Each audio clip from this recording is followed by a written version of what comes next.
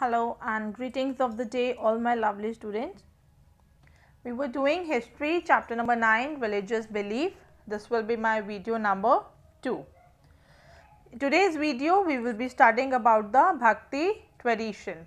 In my video number 1 I have already given you a gist about what are you going to study in this chapter. I told you you will be studying about the bhakti tradition, you will be studying about the Sufi movement, right? So, today we will be covering about the bhakti tradition. Now, the bhakti movement, it started in South India in 8th century, and the saints who popularized the bhakti movement were Alvar and Nayanar saints. As already told you in video number 1 that Alvar were those saints who worship Lord Vishnu and Nayanar were those saints who worship Lord Shiva, right? You all remember this? Now, these saints, they belong to different caste background, alright. So, they went from place to place singing hymns in praise of God and preached everybody to surrender oneself to God. These were what these Alvar and Nayanar saints did. Now, talking about this bhakti tradition, there were two bhakti saints actually who spread the message of bhakti in South India. Now, they were Shankaracharya and Ramanuja. First, I will tell you about Shankaracharya. You know, Shankaracharya, he was born in a village of South India in the 8th century. He believed that the way to salvation was through knowledge. He worshipped Lord Shiva and inspired the whole country with his books. Now, one more thing I would like to tell you here about Shankaracharya, that he even established centers of learning. Those centers of learning, they were called 4 peeths or mats, okay. And these centers of learning, they were established at Badrinath, Puri, Dwarika and Sringeri. These are located actually at the 4 corners of India. So, what are those 4 places where these centers of learning were established? Badrinath, Puri, Dwarka and Sringeri, which are located at the 4 corners of India. Now, coming about Ramanuja, he was the follower of Lord Vishnu and preached that devotion towards God is the only means to salvation. What did Shankaracharya preach? He said that the ways to salvation was through knowledge. Ramanujam said that the devotion towards God is the only means to salvation. He taught people to put themselves completely in the hands of God, and according to him, bhakti was more important than knowledge. Clear? So, if I ask you about the teachings or about the message of Shankaracharya and Ramanuja, so Shankaracharya, he laid emphasis on knowledge. Ramanuja, he laid emphasis on bhakti. Okay. Talking about Shankaracharya, he said that there is no difference between soul of God and the soul of human beings. Okay. So, the way to salvation is only through knowledge. But Ramanuja, he said that you should put yourself in the hands of God, and by doing good deeds only you can have the way to salvation. So, these were the teachings of the 2 important bhakti saints, Shankaracharya and Ramanuja.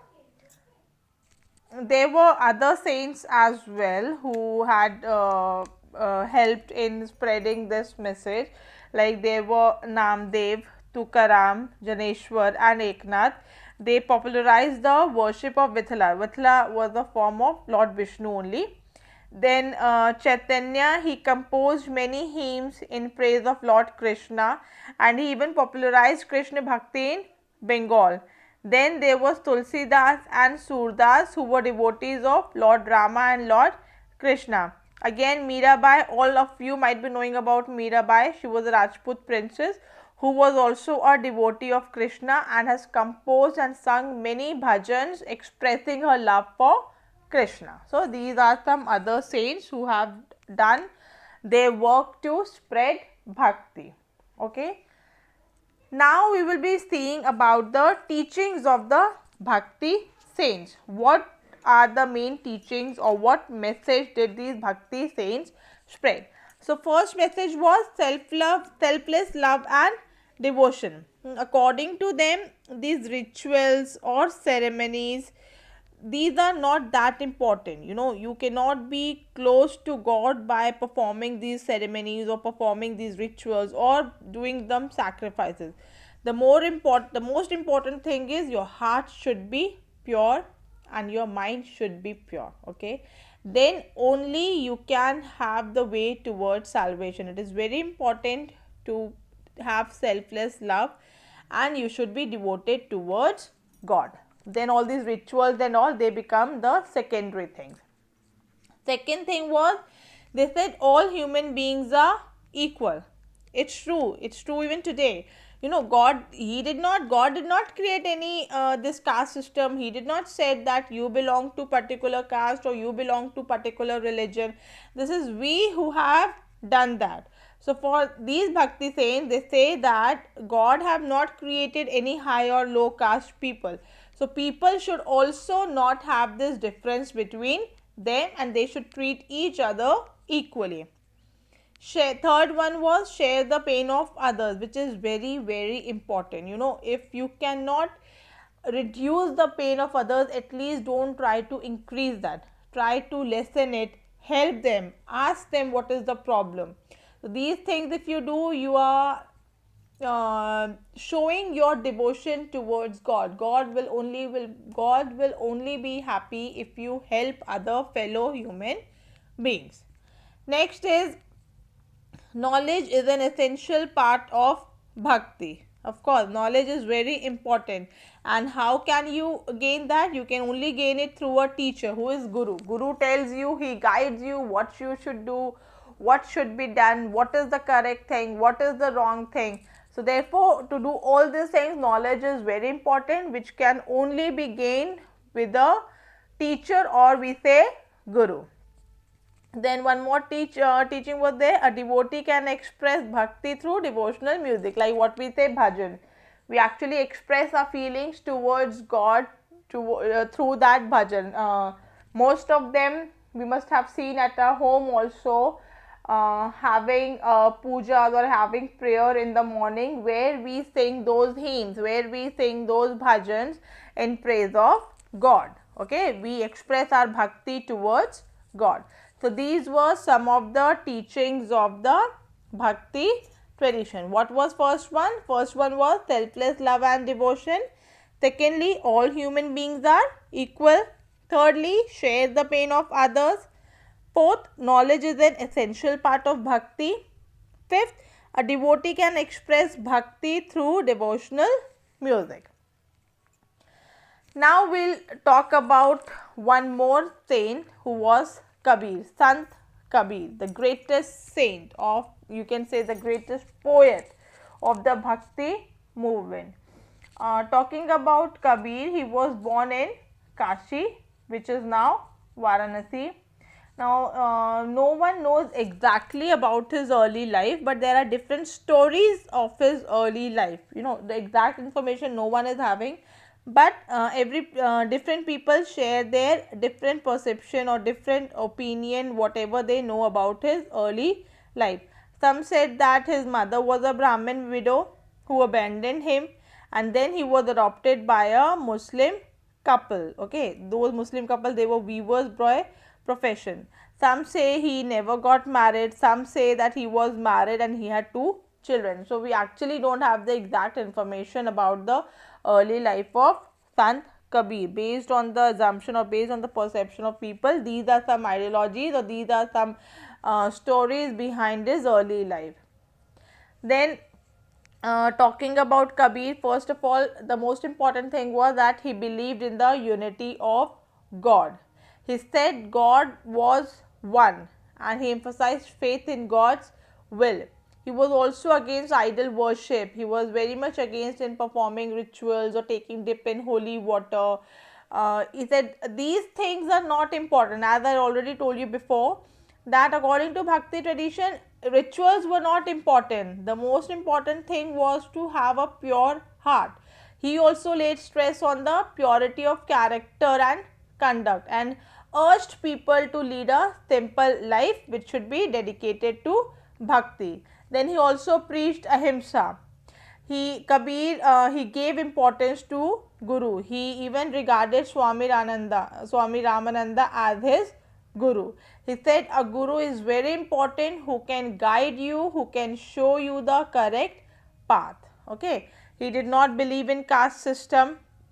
He wanted Hindu Muslim unity. Okay. He wanted that there should be no difference between Hindu and Muslims, and most of his followers they were from the so called lower caste of the society. Then now if I talk about the work of Kabir, so whatever teachings of Kabir were there, they are in the form of short poem called dohas. We all must have heard a lot of Kabir's dohas. You all have heard that? Any one doha that you remember? I remember one. ऐसी वाणी बोलिए मन का आपक होए औरन को शीतल करे आपू शीतल होए. This is one of the most famous doha of Kabir. Not only this, there are so many other dohas of Kabir, and which actually have a very strong message. If you try to understand the message behind this doha, you will understand how powerful, how meaningful his doha was. And one interesting thing also about Kabir doha was he himself never wrote down anything. The Kabir Vani, which we say the words of Kabir, they were also written and compiled much after he passed away. Alright. Even the holy Guru Granth Sahib, the holy book of the Sikh, they also contain many verses by Kabir. Now is the death of Kabir. Kabir, I already told you, he believed, he wanted to have Hindu-Muslim unity. He did not show or he did not have any difference between religion or any casteism was there. So, he had both Hindu and Muslim disciples. Okay. Now, here also there is one more interesting legend behind his death. I read it somewhere that when he passed away, there was a dispute to be performed on his last rites. You all know Hindus, they cremate the body and the Muslims, they bury it. Now, since Kabir, he was having disciples from both Hindu religion as well as the Muslim religion, so they both had a fight amongst them. Hindus, they wanted to cremate the body, as well as Muslims, they wanted to bury it. So, what happened, when they removed the cloth from the body, that is the shroud, okay, the body, so they only found some flowers. There was nothing else. There was the body of Kabir was not there. There were only some flowers which were there. So what happened? Hindus, they took half of the flowers, they cremated them. Muslims, they took the other half and they buried them. And this is one thing regarding the death of Kabir. Clear? Clear about Kabir? Now we'll move to another saint who was Guru Nanak Dev Ji, who was born in Talwandi, which is now in Pakistan. Guru Nanak Dev Ji also worshipped or also laid stress, emphasized on the worship of one God, that is Ek Onkar.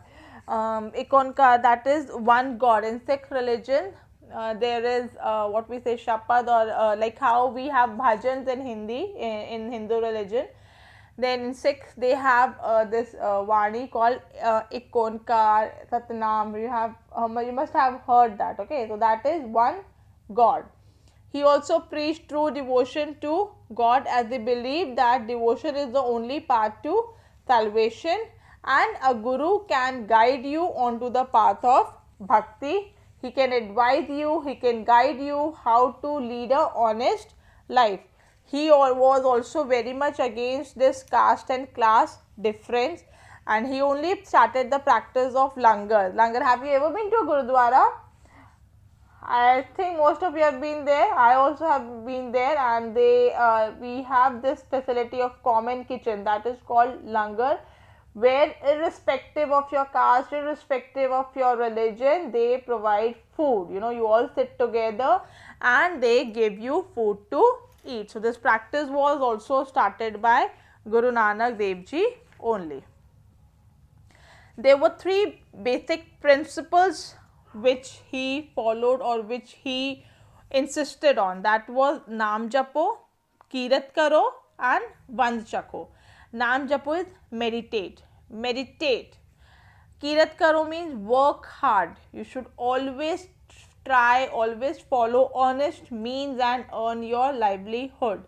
Vand Chakho means whatever you are earning, share your earnings with the people who are less fortunate than you, who are not able to earn a good amount, who are not able to feed themselves. Okay, so these were the three basic principles on which Guru Nanak Dev Ji insisted. He also attracted a large number of followers. Guru Nanak Dev Ji also had a large number of followers, and he wanted all his followers to earn their livelihood using fair and honest means.